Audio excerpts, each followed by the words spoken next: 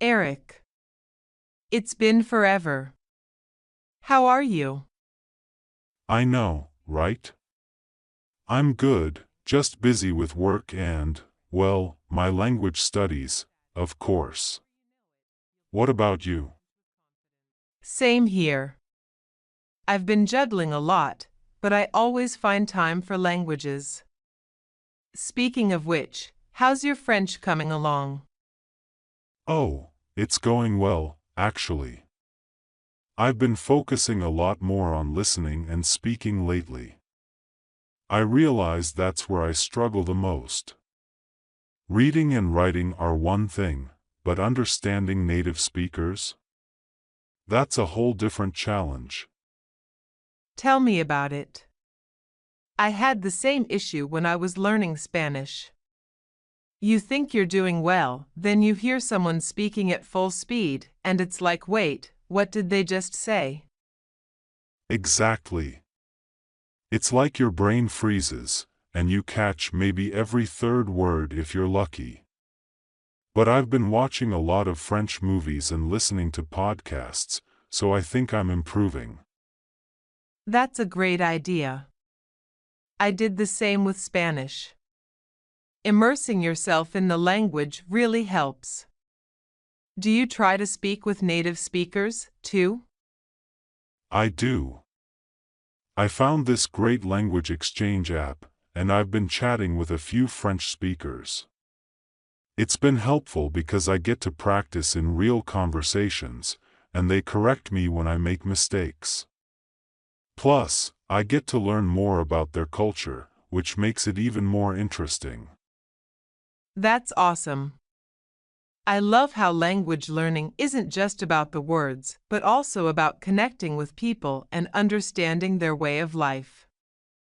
Have you noticed any interesting cultural differences while talking to native speakers? Definitely.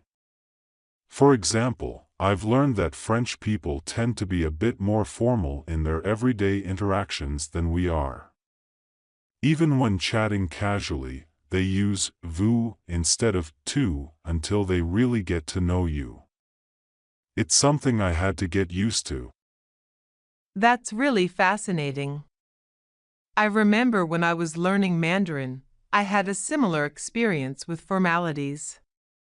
In Chinese, the language changes depending on the level of respect you need to show, especially with elders. And the whole concept of face, saving or losing face, was something new to me. That's so interesting. I've heard that about Asian languages. Mandarin must have been tough to learn with all the tones, though. Oh, absolutely. The tones are probably the hardest part.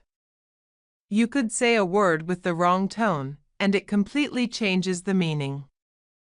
I remember once I was trying to say ma, horse, but I accidentally said ma, mother. Let's just say I got some funny looks. Huh, I can imagine. I love hearing stories like that. Every language has its own unique challenges.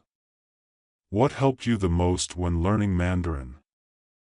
I think it was practice, practice, and more practice. I had a language partner, and we'd meet up a couple of times a week to chat. But honestly, what made the biggest difference was spending time in China. Being in an environment where I had no choice but to speak the language really pushed me out of my comfort zone. That's the best way to learn, for sure. I've always wanted to do something like that, immerse myself in a country where the language is spoken. It must have been a great experience. It was. And I learned so much more than just the language. Being there gave me a deeper understanding of the culture, the people, and their way of thinking. I think that's what makes language learning so powerful. It opens doors to new perspectives. Absolutely. I feel the same way. Even though I haven't had the chance to live in a French-speaking country, just learning the language has made me appreciate French culture so much more. I'm even more excited to visit France one day. You should. It's such a beautiful country, and being able to speak the language will make the experience even richer. But I think it's great that you're already connecting with native speakers online. That's a huge step in gaining confidence. Thanks. I'm trying my best. Sometimes I still get nervous, especially when I don't understand something right away. But I guess that's all part of the process, right? For sure. Language learning isn't linear. You'll have days where you feel like you're making great progress and others where you feel stuck. But every little bit counts. It's like building a muscle, you just have to keep working at it. That's a good way to look at it. What language are you working on now? I know you were thinking about picking up another one after Mandarin. I've actually started learning Italian. It's been a fun change from Mandarin because it's a Romance language, like Spanish. Some of the grammar and vocabulary feel familiar, but it's also different enough to keep things interesting. Italian? That's amazing. I've heard it's a beautiful language. What made you decide to learn it? Honestly, I just fell in love with Italy after visiting a couple of years ago. The culture, the food, the people. It was all so inspiring. I thought, why not learn the language and dive deeper into it? That's a perfect reason to learn a language. I feel like when you have a personal connection to the culture, it makes the process more enjoyable. Exactly. And Italian is such a musical language. Every word feels like it's part of a song. I'm still a beginner, but I'm really enjoying it so far. Plus, it's giving me an excuse to listen to Italian music and watch Italian movies. That sounds like a lot of fun. How are you finding the grammar compared to Spanish? It's similar in some ways, but there are definitely some tricky parts. The verb conjugations can get a bit complicated, especially with all the different tenses. But since I already have some experience with Spanish, it's not as overwhelming as it might have been otherwise. That's good. Having a foundation in one language definitely helps when you're learning another one.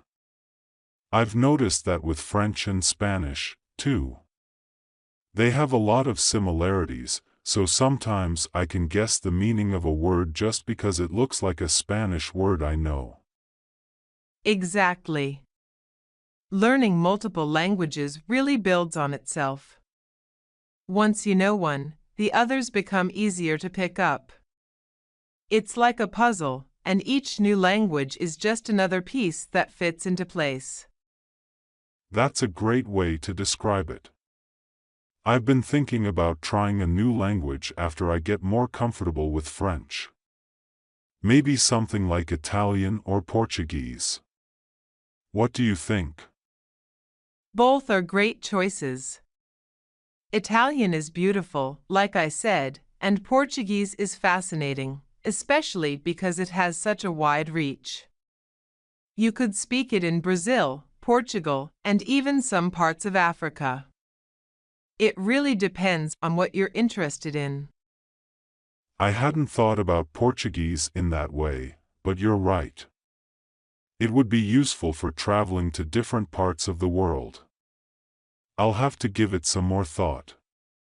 But first, I need to focus on mastering French. One language at a time, right? But it's good to have future goals. Once you feel confident in French, moving on to another language will be a natural next step. Yeah, that's the plan. Do you have any tips for staying motivated when learning a language? Sometimes it's hard to stay consistent, especially when life gets busy.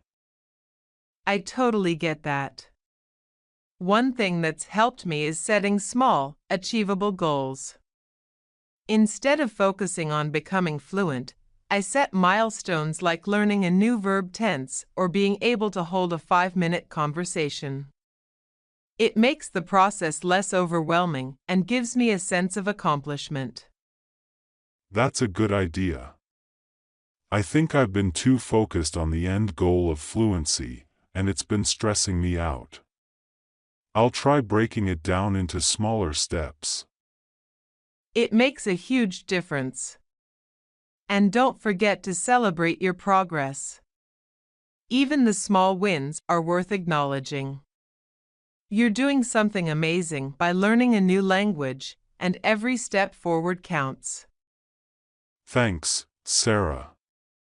I needed to hear that. I'll try to be more patient with myself and enjoy the journey instead of rushing to the finish line. That's the spirit. Language learning is a marathon, not a sprint. Just keep at it, and before you know it, you'll be speaking French with confidence.